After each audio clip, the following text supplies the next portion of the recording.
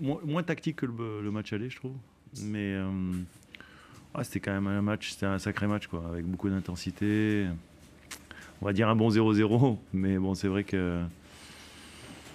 Non, je suis fier de mon équipe parce qu'on a fait encore un match, quoi. On voulait faire un match, on l'a fait. On a essayé de bousculer cette équipe de Nice, mais bon, elle n'est pas pour rien la meilleure défense du championnat. On sent que c'est très solide, c'est une équipe qui ne s'ouvre pas, qui est toujours très équilibrée. Donc voilà, on savait que ça allait être un match compliqué. On a essayé de forcer la décision. On a été proche de le faire, mais malheureusement, on n'a pas réussi. Mais il n'y a rien à reprocher aux joueurs qui ont été encore très généreux, très joueurs également. Et il faut même reconnaître que nous, on a pris des risques pour essayer d'aller gagner ce match-là. On a quelquefois été sur le fil du rasoir en jouant en 1 contre 1 derrière, en refusant pas le fait effectivement de prendre des risques. Mais bon, ça n'a pas suffi. En tous les cas, je pense que c'était malgré tout, malgré un 0-0, un agréable spectacle.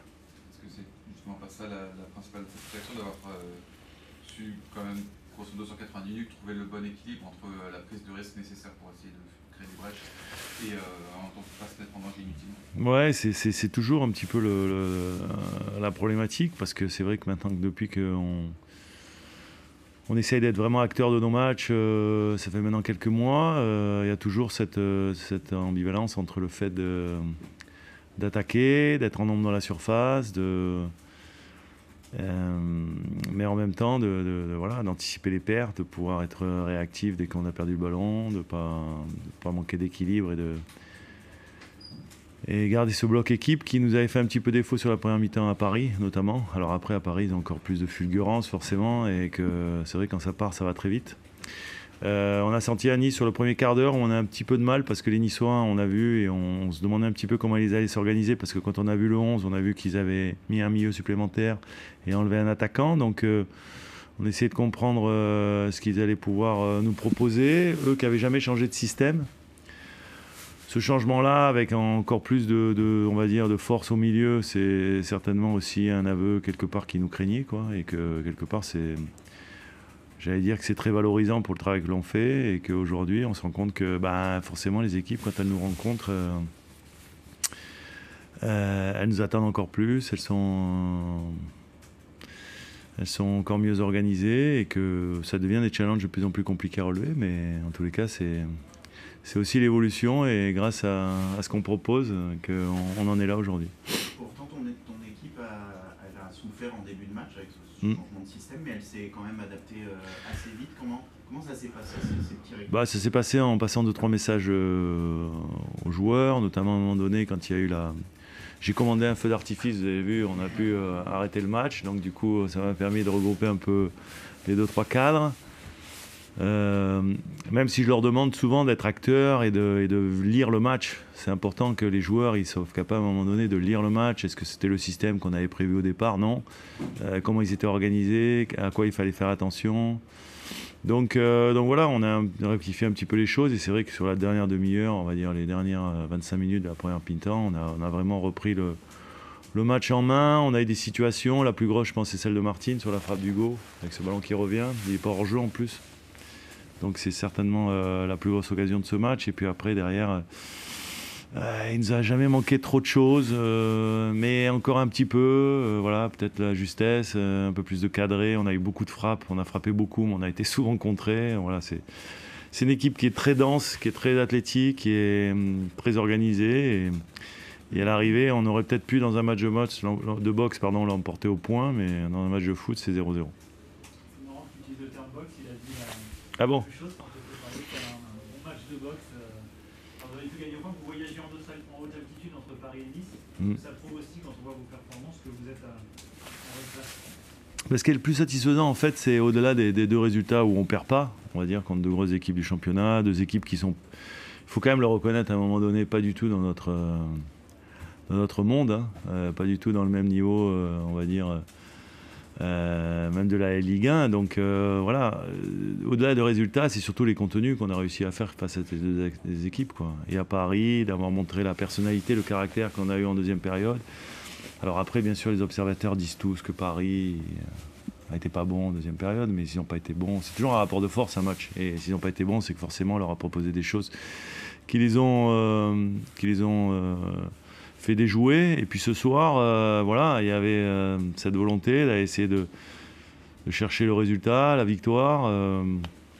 Même si on se projetait sur rien, on était surtout, et j'ai demandé qu'on soit vraiment focalisé sur notre performance, sur le contenu de match. Et c'est vrai qu'à ce niveau-là, on peut que être satisfait parce qu'il y avait encore effectivement beaucoup de choses dans notre match ce soir. Il nous a manqué effectivement juste la décision de marquer ce petit but qui aurait pu faire chavirer le stade. Tu parlais des risques qui ont été pris par moment derrière avec la raconte-nous un peu le match de Brendan Chardonnay qui a eu une grosse bataille aussi avec Evan Guessant par moment, dans les moments clés notamment. Ouais, mais Brendan, ça fait 2-3 matchs qu'il scoltine les joueurs de haut niveau, et c'est vrai que Guessant, je l'ai vraiment trouvé bon, même si Brennan pas que je l'ai trouvé bon, c'est que je l'ai trouvé dangereux. On sentait qu'à tout moment, il avait cette puissance, cette capacité, et c'est vrai que Brennan a été très très bon. À partir des premières 15-20 minutes, à partir de là, après, il a pris la mesure, je pense, et qu'il a fait vraiment un très très bon match. C'est du Brennan dans le texte, on a toujours l'impression qu'il peut être en difficulté, il n'est pas vraiment pris au sérieux, même des fois par des médias, mais il sort toujours des performances, à mon sens, voilà, c'est de haut niveau. Et ce soir, avec Lilian, ils ont été encore très sécurisants. Et pourtant, effectivement, comme tu le dis, ils étaient beaucoup plus exposés, notamment que la défense niçoise, quoi. Quand on laisse beaucoup d'espace comme ça, et on ne va pas se cacher non plus, Brennan, c'est pas le défenseur le plus rapide du championnat. Donc voilà, d'arriver quand même à contenir des attaquants qui ont cette qualité-là, c'est que lui, il en a également beaucoup, quoi. Dans l'intelligence de jeu, dans le placement et dans l'engagement également. Et donc voilà, c'est un leader, c'est un des leaders de notre équipe. On imagine, il a le brassard, tout ça montre déjà l'importance qu'il a, mais c'est en plus un joueur historique et l'un des seuls dans un club en base qui est parfois obligé de voir des joueurs partir assez rapidement et de les remplacer. C'est vrai qu'avoir un joueur un peu de franchise, comme on dirait en NBA, c'est important aussi. Ouais, bien sûr que c'est important. C'est important pour le club où l'on est, pour, je pense aussi l'identification que les supporters se font de leur équipe, d'avoir des joueurs comme ça qui sont du cru, tout simplement. C'est important, c'est un joueur presque iconique maintenant, Brendan. Et alors en plus, il fait toute sa carrière ici, alors lui, peut-être qu'il rêve toujours, peut-être à un moment donné, de voir autre chose, pourquoi pas. Peut-être que ça arrivera, j'en sais rien, mais en tous les cas, c'est vrai que pour les gens, et le petit Axel Camblanc qui est rentré aussi, c'est pareil, c'est un gars du coin, et on espère qu'il restera longtemps avec nous aussi, parce qu'il a de l'avenir. Donc voilà, je pense qu'un club comme le nôtre, très identitaire, il a besoin aussi d'avoir ses références. Bonjour. Un match nul plutôt logique, c'est l'analyse que tu fais de ce match? Un pareggio piuttosto logico, secondo te? Logico non so, credo che sia un ottimo risultato e soprattutto che sia stata una grande prestazione, una prestazione di grande personalità, di grande carattere, di qualità, di fisicità, una partita che sapevamo che sarebbe stata molto, molto complicata, e credo che siamo stati bravi, che i ragazzi sono stati bravi a limitare tutte le armi offensive del terzo miglior attacco del campionato. Abbiamo difeso molto bene tutte le palle laterali, che sono una delle loro qualità principali. Abbiamo accettato sia noi che loro di giocare una partita in spazi molto aperti, uomo contro uomo, tutte e due le squadre, e credo che abbiamo avuto 2 o 3 situazioni, soprattutto nel primo tempo, frutto di una bella manovra collettiva, e soprattutto in mente l'azione di Jordan e l'azione di Evan, che è mancato veramente poco per sbloccare la partita, e poi chiaramente i momenti che ci sono dentro le partite di questo genere sono diversi, e credo che la squadra abbia interpretato ogni fase della gara con maturità, e quindi, come ho detto, un buon risultato, e ancora una volta da fare complimenti a tutti e 22 giocatori che hanno partecipato alla partita. Un résultat logique, je ne sais pas. En tout cas, c'est un bon résultat, une grande prestation de notre équipe, avec beaucoup de caractère, de l'engagement physique. On savait que ce serait un match très compliqué. Nos garçons ont su limiter les armes offensives de ce qui est la 3e attaque du championnat. On a su bloquer leurs ballons latéraux, qui est un atout chez eux. On a même eu 2-3 situations intéressantes en première mi-temps avec de bonnes manœuvres collectives. Je pense à l'action avec Jordan Lotomba et une autre avec Evan Guessant, qui ont failli débloquer le match. Et dans un match comme celui-là, les phases sont différentes et l'équipe a su bien interpréter les différentes phases du match avec maturité. Donc c'est un bon résultat et félicitations aux 22 acteurs. Est-ce que tu peux revenir sur les 20 premières minutes où vous avez développé un jeu qu'on voit peu? Est-ce que c'est dû a ce changement de système? Comment tu expliques ces 20 très bonnes premières minutes? E puis après, bon, le match è un po' più equilibrato. Parliamo dei primi 20 minuti dove avete fatto un gioco che non vediamo spesso da parte vostra. È dovuto al cambio che avete fatto? Come li spieghi? Che diciamo, non sono tanto d'accordo sul fatto che non si veda spesso. Credo che sia la differenza grande sta in come la squadra avversaria ti affronta, e chiaramente oggi abbiamo trovato una squadra che è venuta a prenderci con grande aggressività, e quando una squadra viene così aggressiva in avanti si aprono degli spazi diversi, e quindi l'azione è più verticale. Agli occhi dei tifosi e dei giornalisti l'azione sembra più veloce, ma in realtà quello che cambia non è cambia il nostro approccio, ma perché cambia l'interpretazione della squadra avversaria. Quando trovi squadre che vengono e si mettono 4-4-2 dentro con 11 giocatori nella loro metà campo, chiaramente la partita è un po' diversa. Quindi il fatto di aver visto per 20 minuti, 25 e anche per tratti del secondo tempo un palleggio più verticale, e questo deriva dalla tipologia di partita che si viene a generare.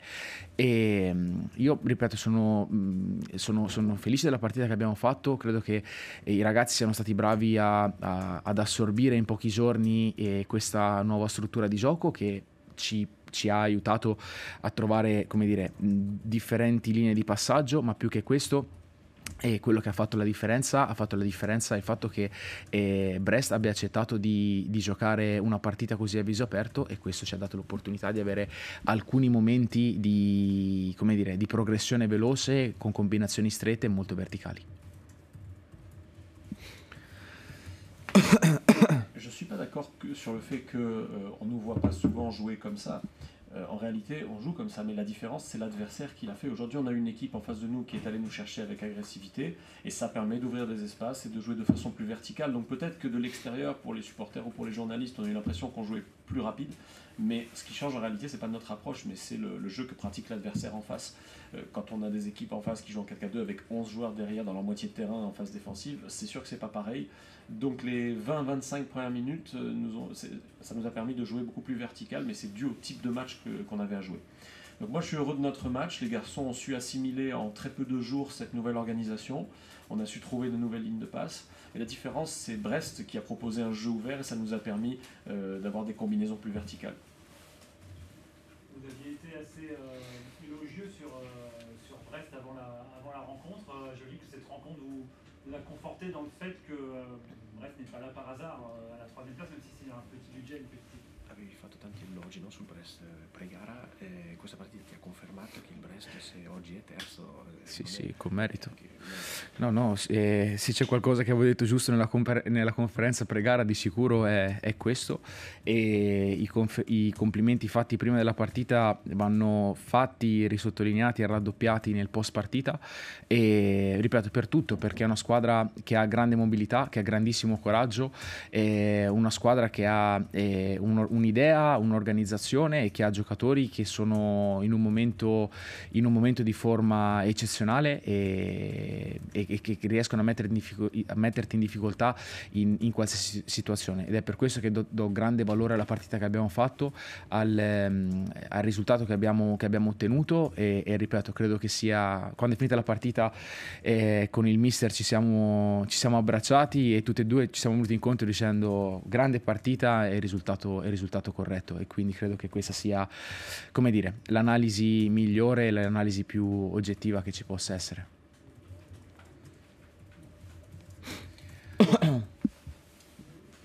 S'il y a une chose que j'ai dit qui était juste dans la conférence de presse avant-match, c'était bel et bien ça.